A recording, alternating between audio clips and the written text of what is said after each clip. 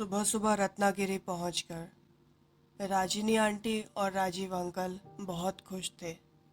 रत्नागिरी की आब हवा की बात ही कुछ और थी।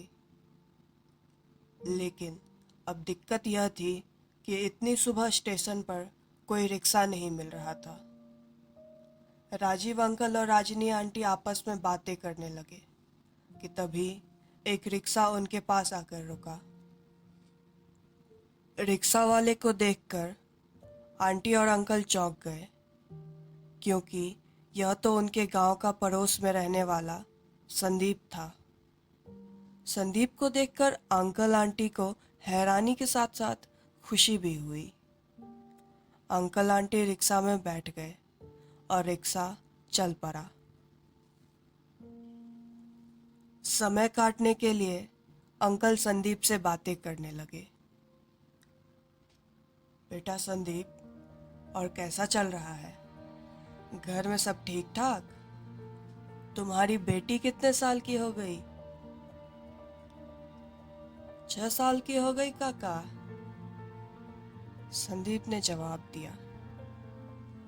तब तो स्कूल जाती होगी? हाँ, जाती है ना, बहुत मन लगाकर पढ़ती है। यह तो बहुत अच्छी बात है। उसको खूब पढ़ाओ लिखाओ और काबिल बनाओ।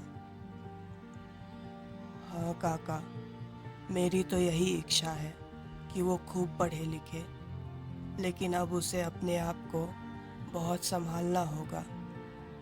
छोटी उम्र में ही उसे खुद अपना ख्याल रखना होगा। उसे अब पिता के बिना भी जीना सीखना होगा। मैं पहले की तरह उसका साथ नहीं दे पाऊंगा। संदीप की बात अंकल को थोड़ी अटपटी लगी। इससे पहले कि वो उससे कुछ पूछ पाते, उनका ध्यान रास्ते में पड़ रहे जंगल पर गया। ये देखकर अंकल थोड़े से सहम गए, क्योंकि उस जंगल के रास्ते में अच्छे और बुरे आत्माओं का वास है, ऐसा उन्होंने कहीं सुना था।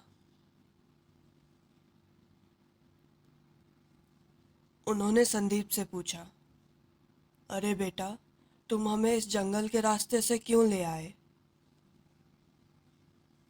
काका, उधर जमीन खिसकी है और रास्ता जाम हो गया है, इसीलिए। ओह अच्छा, ठीक है, कोई बात नहीं। रास्ते भर दोनों गप्पे मारते रहे। बीच बीच में आंटी भी उनकी गप्पेबाजी में शामिल हो जाती थी। बातों बातों में रास्ता आराम से कट गया और अंकल आंटी का घर भी आ गया। अंकल आंटी को लेने उनका नौकर घर के बाहर ही खड़ा था। नौकर को देख अंकल उससे बोले, अरे सोहन, मालूम है तुम्हें, आज तो हम बुरे फंस जाते। सौभाग्य से हमें संदीप मिल गया। अरे संदीप, अंदर आओ, हमारे साथ चाय पीकर ही जाना। बोलते हुए अंकल पीछे की ओर मुड़े, लेकिन यह क्या, वहाँ तो कोई भी नहीं था। रिक्शा खाली पड़ा था। हैरान होकर अंकल और आंटी अगल बगल देखने लगे, लेकिन संदीप का कोई नामो निशान भी नहीं था। तभी आंटी की नज़र रिक्शा पर पड़ी एक चिट्ठी पर गई। अरे देखिए, ये क्या है? बोलते हुए आंटी अंकल को चिट्ठी लाकर पकड़ाती है। अंकल चिट्ठी को खोलकर पढ़ने लगते हैं। चिट्ठी में लिखा रहता है, आदरणीय काका, करीब 1 घंटा पहले 2 लोग मेरे रिक्शा में बैठे थे। उनकी बातों से मुझे पता चला कि वो दोनों किसी को जान से मारने की योजना बना रहे थे। जब मैंने उनसे पूछा कि वो दोनों किस बात की योजना बना रहे थे, तो दोनों भड़क गए और मुझ पर चीखने चिल्लाने लगे। मैंने उन्हें पुलिस का डर दिखाया और उनसे बोला कि मैं सब कुछ पुलिस को बता दूंगा। इस पर हम दोनों में झड़प शुरू हो गई। मारपीट में उनमें से एक बुरी तरह घायल हो गया और भाग खड़ा हुआ। दूसरे को मैंने दो चार तमाचा और लगाया तो उसने सब सच उगल दिया।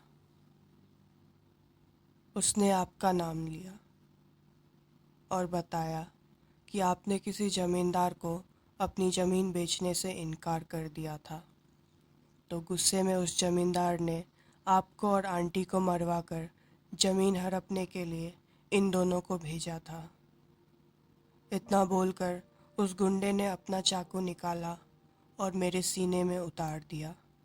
मैं वो आघात सहन नहीं कर पाया और मेरे आत्मा ने उस शरीर का त्याग कर दिया। अब उस चिट्ठी के जरिए संदीप की आत्मा अपनी आप बीती सुनाने लगी। काका, मुझे अच्छी तरह याद है जब मेरी पत्नी मेरी बेटी को जन्म देने वाली थी तो आपने किस तरह अपनी गाड़ी में उसे अस्पताल पहुंचाया था और उसकी रक्षा की थी। उस दिन गांव में दंगा हो रहा था और कोई डर के मारे अपने घर से बाहर नहीं निकल रहा था। ऐसी स्थिति में आपने अपनी जान की परवाह ना करके उस दिन शांति के प्राणों की रक्षा की और आपकी वजह से मुझे पिता बनने का सौभाग्य मिला।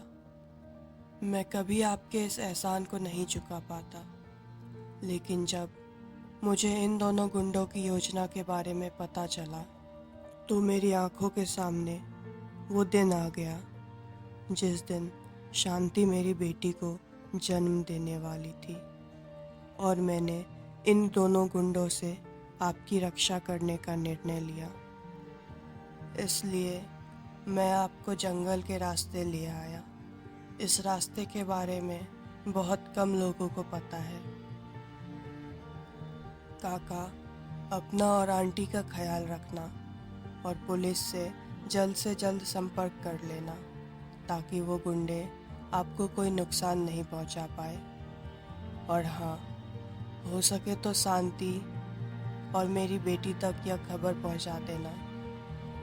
उससे कहना कि मैं उससे और अपनी बेटी से बहुत प्यार करता हूँ। मैं शरीर से उनके साथ नहीं हूँ तो क्या, मेरी आत्मा हमेशा उनके साथ ही रहेगी और उनका हर तरह से ख्याल रखेगी। मैं कभी भी उन्हें किसी तरह की तकलीफ़ नहीं होने दूँगा। अंकल ने चिट्ठी पढ़नी ख़त्म की और दोनों की आंखों से आंसू की धारा लगातार बहती जा रही थी। दोस्तों, ये कहानी मैंने इंटरनेट से पढ़ी है, इसलिए इसकी सच्चाई की गहराई मुझे नहीं मालूम, लेकिन मुझे ये कहानी इतनी अच्छी लगी कि मैंने सोचा क्यों ना आप लोगों से इसे शेयर करूं। आप मेरे बाकी कहानियों को भी ज़रूर सुनिए। मैंने छलावा की, गांव की, हॉस्टल और स्कूल की सच्ची कहानियां सुनाई हैं। आपको डिस्क्रिप्शन में और आई बटन में लिंक मिल जाएगा।